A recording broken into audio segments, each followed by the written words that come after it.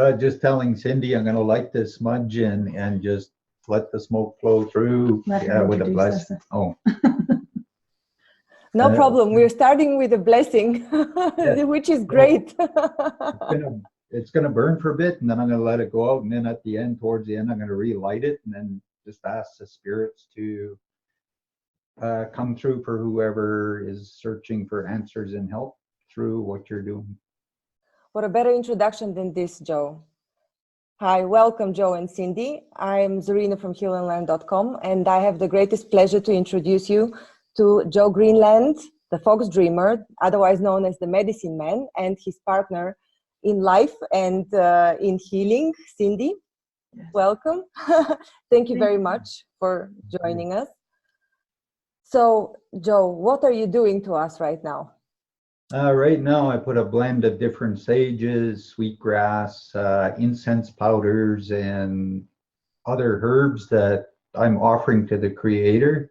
So it's given to the Creator first, Earth Mother, and then to the four directions, where the north, south, east, west. And I'm asking the spirits to come in and bless you, bless me and Cindy, and whatever we are doing. So anyone sitting and watching this will receive an answer or help, or it will bring them peace and help them understand that the Creator's there and there's a lot of good things coming for them. So I'm just going to light this, and if you want to talk a little bit with Cindy, I'll say a prayer and send the smudge. I'm going to let it go out for a little bit, and then towards the end, I will relight it and close up the ceremony and ask Creator to bring goodness to everyone. Cindy, would you like to tell us the story of Joe? Who is he? Who is he? The Fox Dreamer? Is he Medicine Man? Is he Joe Greenland? Who is this man? Yeah, he is all of the above, and he likes to go by just Joe. That's the thing. He doesn't really like the box or the label, but people need that label. They need to know the shaman or the medicine man in order for them to grasp his connection with spirit, and just to really stretch it out really big, because Joe is many things. He's far more than just the one label of a medicine man or a shaman. Mm-hmm.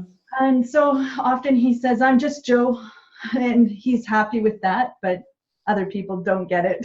So yeah, he was raised by his grandfather to always stay connected to the spirit world. So for him, it's very normal to interact with his guides, and he's very sensitive to energy, and he spent his whole life practicing that muscle, building that strength and that connection with spirit, with God, with Creator. And he trusts far more than I can ever imagine. He says, my guides never lie to me. They're right all the time. Sometimes he won't listen to them, and he'll go against what they say, and it proves itself. So that's the journey of being human, right? We are here to have a human experience, to learn through the duality that we're in. We didn't come here to be angels, so we wear these robes, as Joe would say, and we have designed this life that we're in, and we have our struggles, but there's this connection that is available to everybody. It's not just a special person like Joe who was sort of guided with his grandfather. Right, because I've noticed that you have a very strong connection as well. I just to make it clear, I had a session with Joe and Cindy on Friday, and that's 4 or 5 days ago. And I've had amazing revelations in dreams in the past few days. The experience has been beyond explicatory. I can't put it in words, and I've never had such a session, for which I thank you again. But I'd really like to bring your essence, what you are, not only your skills, but what you are incarnated here to do, to more people. So, but you, Cindy, you have also learned these things. How did you end up together with Joe? What happened what happened that brought you together? That is quite the question. I've gotten it many times. I was going through a transition in 2010. I was divorcing, or I left my husband, and I was I experienced this freedom that I didn't have to ask permission to do anything anymore. And I was going to go to Peru, and I was like, yep, I can go. It's all up to me. My life is up to me. And then I thought, well, I should have an intention about why am I going to Peru? And so I put it out there that I wanted to grow more spiritually. And so I went to Peru for 5 weeks. I did all the sites and all the experiences there. And I came back to Canada, and I felt no different. I was the same person that I was when I left.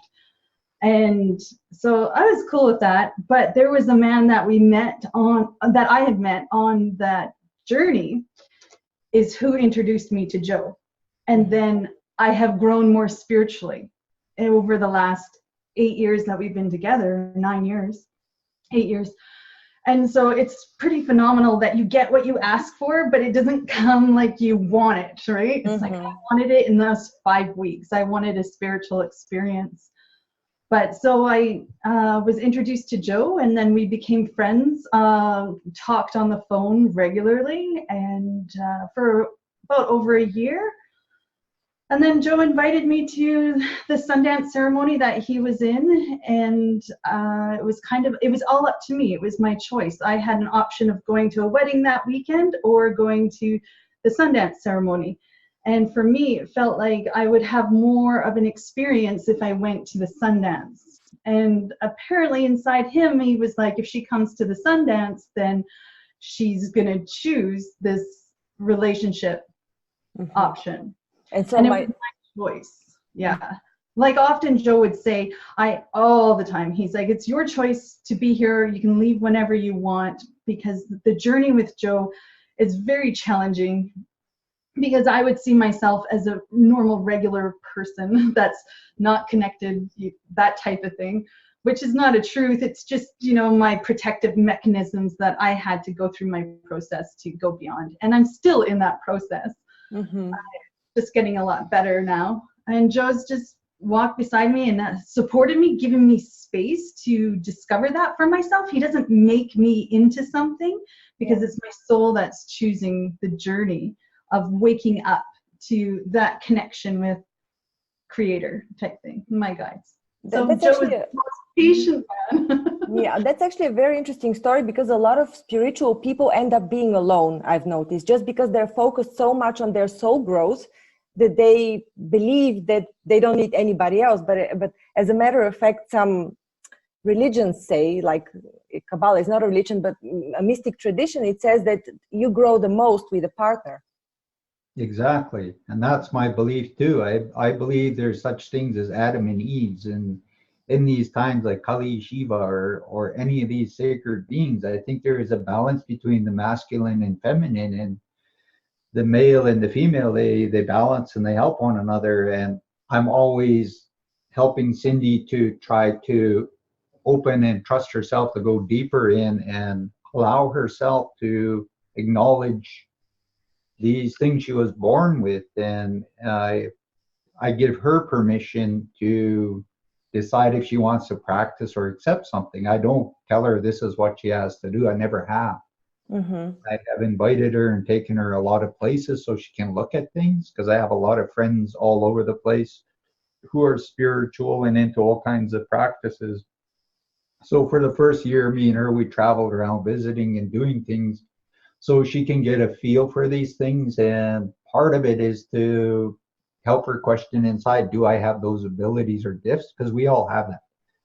When we're children, we're so wide open and accepting of things. We just see and know that. And when we get to a certain point in life and hormones and the humanness takes over, or things get clouded, we go down a journey, and one day the light turns on, poof, there's something bigger and more in life.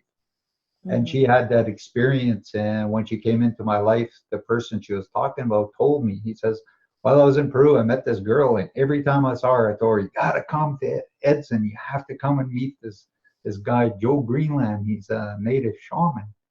And he'd say this over and over and over. And one day he asked me to go for a coffee, and I went there, and she was there. And that's where we had first met. And from there, we just decided the friendship. And I told her, if you ever need my help or want to just talk or understand things, go ahead and call me at any time. I give her my phone number. And so that started. And for about a year, we would communicate anytime she wanted to talk through things or anything like that. I was just wide open to it. And I call a lot. I called him a lot. He said I'd call anytime. I'm like, okay. Well, I guess you took step by step. You wanted to have it secure the second time around. Oh, yeah.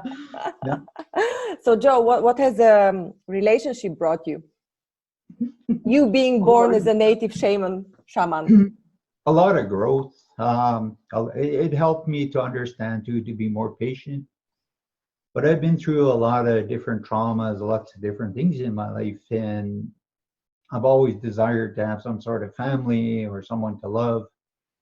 And I always tried to be careful. My grandfather could see way into the future when I was a little boy, and he would help me to see and understand things. So he always told me to remember. So I always tried to follow my path and believing one day that maybe there would be somebody there that would come into my life. So in a way, I'm very thankful she chose to be with me, because as we keep moving forwards, I told her one day in meditation with a bunch of people were there, and I said, I really thank you for being in my life, because through all the traumas and difficult challenges in life, I shielded and shut down my heart. And I says, you're slowly melting and opening my heart back up and allowing me to trust and love. So I tried to let her know that in the meditation. And it's helping me to grow and realize I can trust and just really become who I am and step forwards and do things.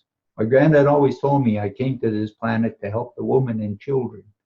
He says your journey through this life is going to be very difficult and hard, but one day God is going to fix everything and everything will be good. So learn, try whatever you can. He told me always read, always study. So my whole life has been searching for knowledge. And I read really lots. I spent lots of time alone searching for books and trying to understand stuff like prophecy in the future. Because when I was a child, I saw so many things in the future, some very scary. My granddad always told me, don't worry about it. One day you're going to understand all of it when you get there. So sometimes we put too much focus on the fear and the dreams that distort and change our reality. The universe is trying to open up something, but something triggers, an old dream comes, the fear comes. And he told me just keep asking and moving forwards.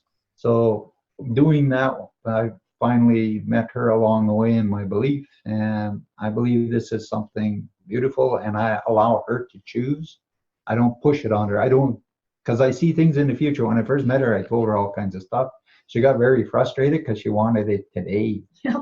And I'm like, it doesn't work that way. It took me all my life to get here to be who I am. And it took a whole pile of life for you to get to this point. Now you're going to unwrap all of that and you're going to become the true you. So you need to be a little bit patient as you're going forwards. And one of the things I've always done is I've asked the Creator to bless me that I'm doing things in the right time. Because people go to psychics or spiritual people and then they're told stuff. The psychic doesn't know sometimes that they're seeing something 10, 15 years in the future, but this person believes it's tomorrow. So they spend their whole life and they get really frustrated and angry. And so if you're asking the Creator, is it time for me to become this? And then the Creator hears and your angels and guides are like, oh, it's time to start making this happen. So maybe the person needs to sometimes ask that permission. So I tried to teach Cindy this too. Yeah. So when you say you see the future, or rather you see a certain setting in the future, do you think that this is a definite future, or is this one of the many options that a person has to choose? When I get glimpses of things here along my path, wherever I'm venturing and whatever I am doing, so many things can change reality. There's over 7 billion people on this planet, and people can choose to see the evolution of a really good thing, or they can all focus and distort and change that. And many people are here now, and the universe and the Earth Mother is trying to give visions to people and show them different kinds of things. It's not to scare them. prophecy and visions and things is to show people how to move into the future, even though there's obstacles. If there's a big earthquake, then you know in an area there's an earthquake. Well, maybe you need to move to someplace be safe. So all these kinds of things that get shown to you, they're on your journey. I always say, okay, if you show me this, one day you will prove it to me. And that day I will be standing there, I will see this and go, yes, the universe showed me this and I understand it to be true. So that's part of me inside. I always ask the universe these kinds of questions. Sometimes when I get too much input and too much stuff, I ask the universe, please prove this to me, that I'm not just receiving or getting distorted information. So can you bring 3 strangers into my life in different places, people I have no clue who they are, and they tell me a story that they're receiving this information or they're seeing these things that is the same thing I'm getting. And that proves to me that really is coming from the universe. I see. So when you're working with something, what are you actually doing? Do you see their future? Do you see pictures of their future, past? What do you do when there's a client in front of you? How do you help people? When there's a client in front of me, basically I ask the highest truth connected to them, because they've had so many lifetimes before and they're trying to discover this new one or free themselves from whatever they're trapped in. So I ask their guides and spirits, and I ask permission that it's okay, I can go into their energy fields, I can allow something through that I can communicate and help them with. Sometimes I get glimpses of past life stuff that's there, it's an old energy, but they don't understand and needs to go. A lot of times I don't tell people about the past life stuff because it creates a story and people get curious, just like children and whatever, and sometimes they want that story so bad they pull it all back. So sometimes I just ask the universe, it's their guides doing everything, I'm just a conduit. Whatever they're showing me, whatever I'm doing, I'm just assisting the person. Sometimes I get glimpses of things that may be coming in their lives, that it's still on their journey, it's still on their path, because whatever I'm doing today, they may decide tomorrow different and they may change that path. So whatever I'm seeing here that I'm talking about is up here, maybe 6 months, a year from now. Tomorrow they wake up and like, nope, I made a decision, and they totally go in a different direction. So everything I said or was shown is not because it was their decision. They changed everything. Okay, I understand. This answers one of my questions as well. So you can actually dodge things that could happen to you, doomy things that you see. For example, Lots of people do this. They go to healers, they go to psychics, they go to people. And sometimes they do something that changes it. If it brings in a fear or brings in a doubt and they're not ready to receive it, sometimes they will go literally in a different direction and they have altered their lives because of their fear. If it's really a beautiful blessing, then just go, okay, universe, if this is really the love and the good things I've been searching in my life, then I'm going to give it permission to come into my life. I always tell people, if there's something coming to your life, give it at least 1 year. Try it for 1 year. In 1 year, if it really doesn't fulfill and make your life beautiful in that, close that book, put it on the shelf and say, well, I'm going to move my journey into the future and I'm going to try more things. We're all here to explore and find things, and the universe is always blessing and bringing answers. There's always a new book to open. There's all sorts of new chapters to create and discover. Become the storyteller. An old medicine man used to tell me that. He says, you have to tell your story. You have to share things with people. He says, the stories are very important. He says, you look at this book, they call it the Holy Book. It's a story of many people. He says those stories help people if they understand. He says, look at that guy they call Buddha. His story has done lots. Then there's Zoroaster, and there's all kinds of other beings all over the planet. Their stories had done something.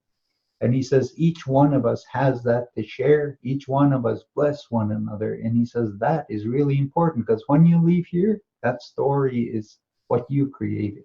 I see.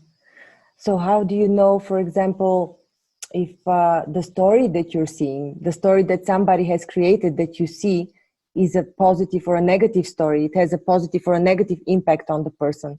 Because during my session, you cut a few ties and there were stories attached to it because I saw them in dreams. Yes. So how do you judge? How do you feel the energy and judge whether it's good or bad, whether it's there to help me or it's impeding me in some way?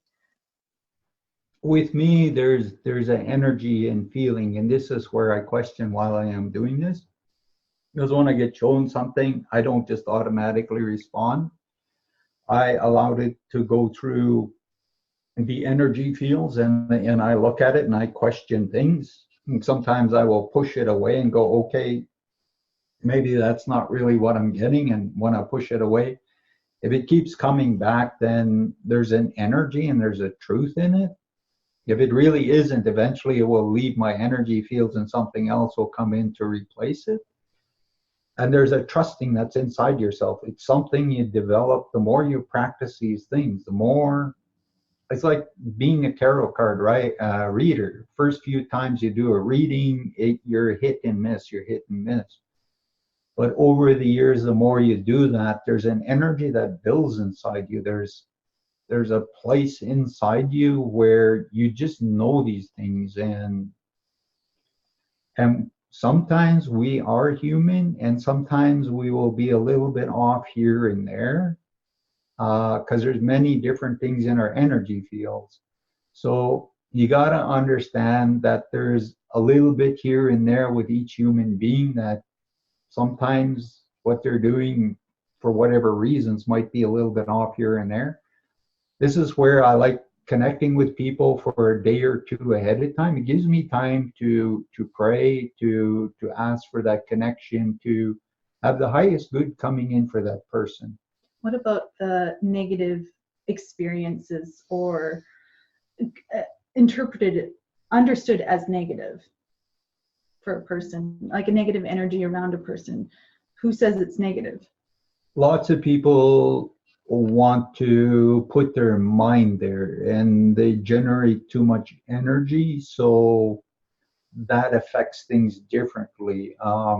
If they understand it's a teaching and they ask to understand what this is about, they will receive the answer. And once they receive that, it's like shutting off the light. If I shut off the light, it gets dark in here, and then when I turn it back on, the light comes back in.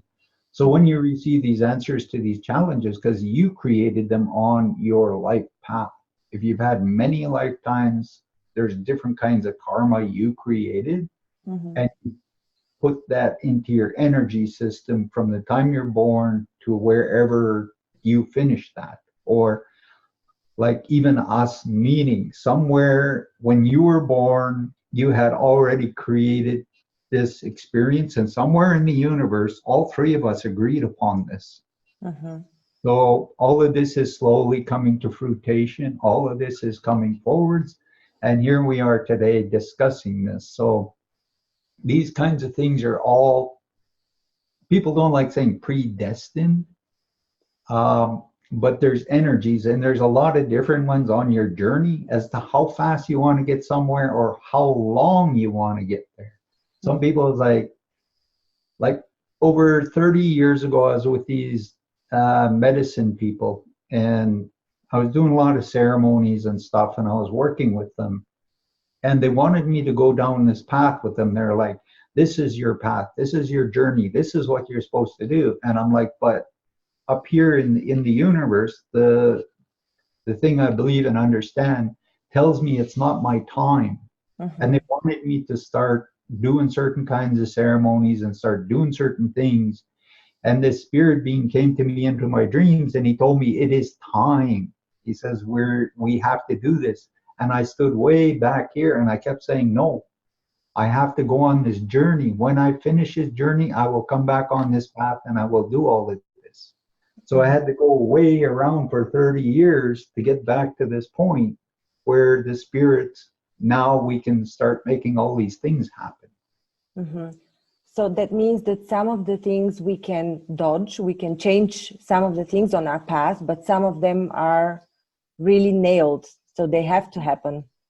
Yes, and sometimes you can ask for it to come back. So all those blessings that were there that Mm-hmm. you've avoided, can now you can just face this and go, oh, whatever that fear is, now I can look at it. And all my life I've run from it. So whatever the blessings and the freedom and the joy and everything that's coming to me, it's like Christmas. It's all of a sudden Santa Claus showed up with every kind of present you could ever dream of and said, here you go. And all of everything is this turning into magic. And that's the beauty of wanting to face your fears, wanting to discover these things. The Buddhist is, when you go into the monastery as a child, they teach you throughout your whole life in the monastery to look at fear, look at this, whatever is fearing and blocking you. So when you're 60, 70 years old and you're a Buddhist monk, nothing anymore makes you afraid. You see them just walking around and smiling, and just magic happens, and all you get is really nice energy off them. Mm-hmm.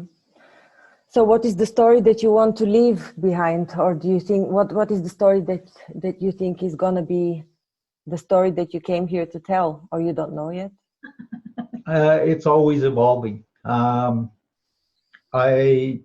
always thank my grandfather. I always, because he's always in my heart, because my mom gave me to him when I was a little boy. He was my dad, my mom, he was my grandfather, my grandmother, he was my teacher. And in my community, he is the one I looked up to, and he understood me. And he was always there, always trying to help me understand, and he taught me. And he gave me many, many answers way into the future. So when I was walking down my path sometimes and things got very difficult, when his energy would come and there was a certain way he would let me know that was him, that was just between me and him. And then all of a sudden, these things he told me as a child, all of a sudden I was like, oh yeah, my granddad told me this. And it all of a sudden was in my mind. I'm like, oh, I'd forgotten this. And then I started looking around and I'm like, I never could understand this. He gave me these riddles and he told me to focus on it so I would try to find the answer. I never could. And then one day, all of a sudden, there he was. And then I would recall this thing he told me that confused me as a child. Then all of a sudden, I had the answer. I'm like, wow. So he implanted something in me that I didn't understand, that I Mm-hmm. carried throughout my life. And then, boom, there was all the answers and everything. Mm-hmm. Very, very amazing. It's what some call linking the dots. Yes. Mm-hmm. And there's places and times throughout our life. Sometimes we are given blessings in this way through people, through experiences, especially in our childhood. Mm-hmm. There's so many things in our childhood, but when we had fears or nightmares or terrors, we avoid looking back there to find what is beautiful. Mm-hmm. As a creator, there's something was given to you, or something really big or magical happened that connected something so big inside you that's still there. And sometimes going back and looking at these things past fears or avoidance or whatever, you pull that beauty back in because it's yours. And you ask the universe to return all these amazing, beautiful things for you to be fully who you are. When you get hurt and you get afraid in life, we're like batteries, but we got like billions and billions of little batteries. Every time we get hurt, boom, something happens. We drop a bunch of batteries, we drop energy, and throughout all our other lifetimes, we have left pieces of energy in places. So that's part of the things people are realizing, is to call back these pieces because you want to be whole. God created you in this beautiful existence, but you hid things and you dropped things and stuff. And these beautiful guides and spirits and things that work with the creator and the higher forces for the future, they're all trying to retrieve and bring this back to you. So every time you go past these things, you receive something very beautiful. Mm-hmm. And my understandings from a lot of different experiences I had is, well, last time I got hit by a dump truck, and I went through this death experience, and I went into this other place, and then I came back in and I became all aware of this. But before that happened, my guide says, we're going to hurt you, but we won't kill you. Oh, And really? that, Wow. I heard this for 4 days, and I'm like, yeah. And I'm like planning what I'm going to do. And next thing, all of a sudden, this happened. And I wake up in the hospital, and they said, see, we hurt you, but we didn't kill you. And I'm like, you could have did it any other way. You could have down the But stairs. what was the purpose of this? What was your realization after this? They told me that whatever this is was contracted, and somehow in whatever goes on, when I understand it, lots of people are going to heal, lots of people are going to learn, and there was a reason for it. I don't have the answer yet. I pray that I get the answer soon so I can fully understand it. But some things happen in such ways that keeps you on a certain path. Mm-hmm. And that path is so important you can't avoid. Mm-hmm. And in my life, as I grew up, there were lots of times where the universe asked me to do things, but I was very stubborn. After I got hit by this dump truck, I'm not stubborn anymore. Okay, you need me to do something? Uh-huh. Listening. Yeah. I don't want to get hit with a dump truck again. Okay. So now going back to the integration of the parts from past and from childhood that you have left behind, the small pieces of the batteries. Yes. This is also a part of the healing process that happens to people that come to you. Yes. So And it's an how do you- integration. There's Mhm. something there because all these pieces are energy are like magnets. They all know you. So when the time is right, your energy gets so strong, you pull that back and it gives you, it blesses you. So however it went out here, sometimes as children, we love our families, our grandparents so much, we give a really big part of our energy to them because we want them to stay on the planet. And we didn't realize. And so that energy is somewhere, and sometimes we need that to come back into us so we can use all of that love. We can open our hearts bigger to one another. We can change this planet. Mhm. I wanted to ask you more about energy clearings because clearly it's not only a clearing, but it has other components of realizations, like the integration of parts. But I feel drawn to ask you about children because we are circulating around this topic a few times in this conversation. So you told me during our previous conversation that now there's a new generation of children called rainbow souls or Yes. something like that have not had human incarnations. Do they come with any other challenges? Do they still carry karma from their parents, although they have not had incarnations themselves? Or what are they going to do for the planet? Like, what's your take on rainbow children in general? I believe there is, like I said, rainbow children, the children of the corn, because the Mayans, when they looked 3,000 years into the future, they saw the children golden. And the only golden thing that was there was cornfields. Mm-hmm. And they saw this energy and light coming off all the children 3,000 years or 2,000 years into the future. So they call them the children of the corn, where we are at, because their calendar went up to 2012 and they couldn't see past. But they saw in this time where we're at, and they saw the children's energy all golden, so they call them the children of the corn.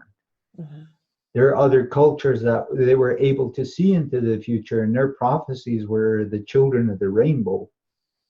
The natives, when we talk about the prophecy and the understanding of the children of the rainbow is all the tribes of people on the planet. And they're all beautiful souls. They all have this light and this love. And they came in here to release all old karma and to move into the future to create the Earth Mother again into a beautiful Eden, to live in harmony and work with one another. A lot of them are doing YouTubes and they're telling things about themselves. A lot of them are sharing what their gifts and knowledge are. And to the natives, all the other cultures are part of the rainbow. So we call them the rainbow spirits or the crystal children. There's different names depending on the culture, and whoever was a seer into the future gave them a name. And they're being born certain ways, and no matter what, they just understand. They listen to their soul, they listen to the universe, they're aware of the Earth Mother, and they don't have any fear. So they already understand things they're going to do on. And so a lot of them are being born to people in that, and the people are being blessed by the universe for this, and the people have knowledge and different things that they can share and help the child trust and understand and live in their truth and energy, which is really important. That's what my granddad tried to instill in me, that when I was 17 and he was ready to leave the planet, he told me, just keep going. He says, sure, even when it gets difficult and that, he says, I'll always be around you. He says, but one day you will see that the Creator will fix everything and everything will be beautiful. You will understand all your hardships. You'll understand all these things that you went through. And he says, when you understand that, you will use it in a way to help this planet. And I believe what he told me, and I carry that inside me as something very beautiful. And I lived with this energy and what other children and people are coming into the planet. These children on YouTube, they're connecting with one another all over the world, and they're starting to communicate. Some of them have telekinesis and ESP, and they literally talk about this in their YouTubes of what they are doing or why they are here on the planet at this time. So what can we do to assist them? What can we do, us not knowing of their abilities, us in general, as people? We're unaware. Being open and wanting to communicate, because they want to share. They want even people who are unaware to start realizing and working with them, because you can't change them. It's not about changing them or telling them how they have to fit in a box. They're not meant to fit in a box or in a circle or anything. You have to give them permission for their soul to fully ignite, and you have to want to encourage them to move forwards and be who they're supposed to be. And that's the biggest part. And asking the universe and the Creator to attract these people. And by attracting them, really listen to them from the heart and the mind. So whatever it is, you're connecting to all these different children, that their energy or their knowledge or wisdom will assist you also to participate in these future things. That's really important. Okay, it seems that we have a lot of topics to talk about. I mean, I can touch you on any topic and we can go on for hours and hours. But before we finish, I would just like to ask you what are the guides, first of all, and how you connect to them? Why are they important? And how can we all connect to our guides?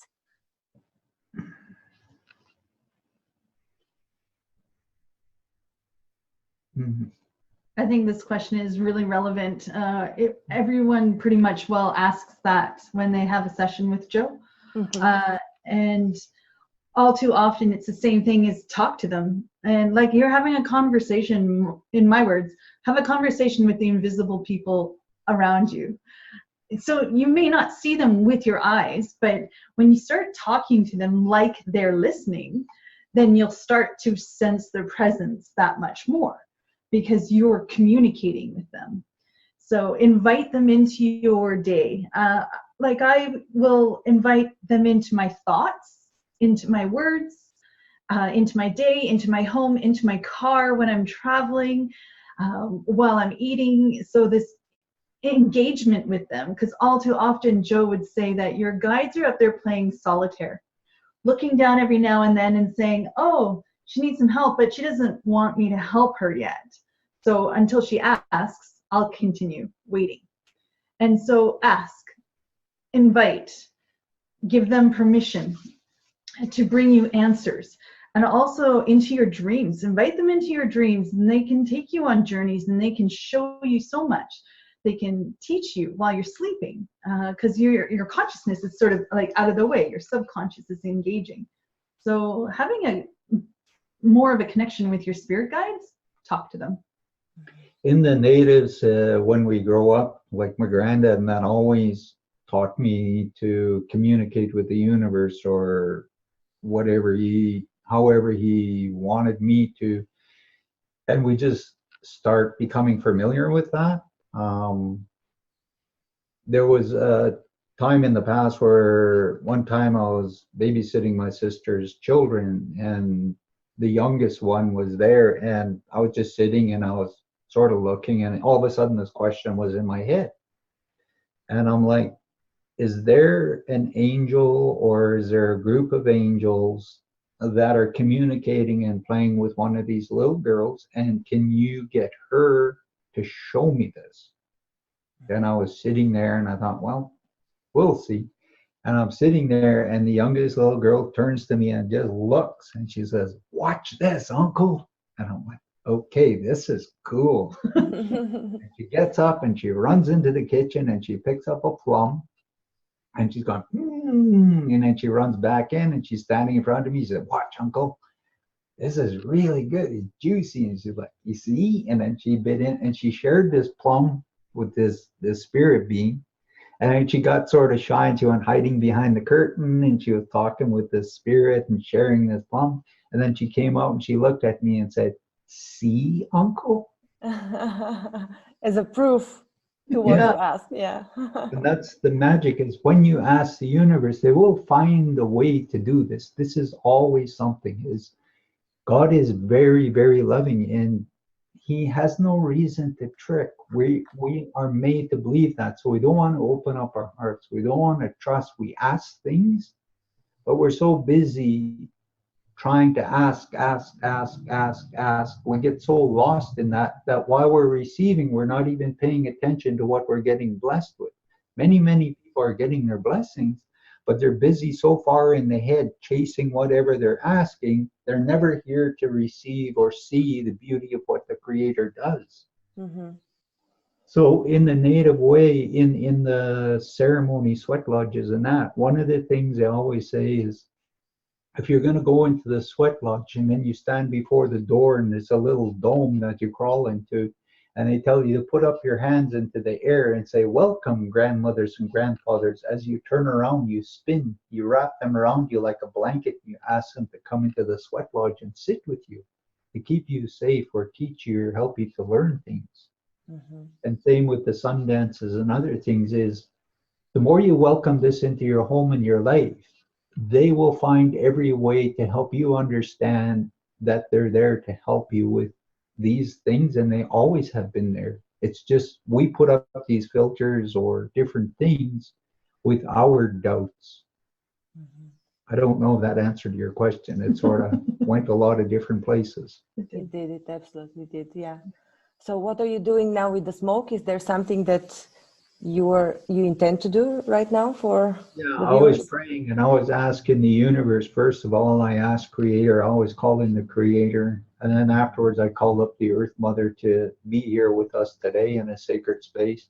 And then I called in the spirits of the East. And the East goes far, far out, even into other worlds and places that we can't see as human beings. But there's something loving there that comes in, and I welcomed it for all the people. Then I did the same thing in the South, the West, and the North. And then I asked what sometimes they say is the seventh power. And the seventh power is our spirit guides and our healers that know our journey to come in and be with us.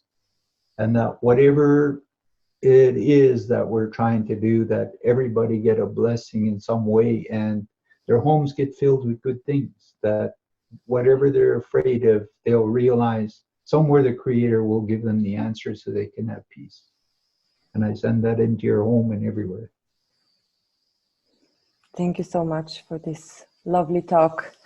You can find Joe and Cindy on foxdreamer.ca. I'll put a link below, and they'll soon be offering group clearing sessions on Heal and Learn. So welcome. Thank you so much. We'll be having talks again on so many different topics. I'm excited. Thank you. Zorina, Thank for you. everything. Have a wonderful evening. Thank you so much.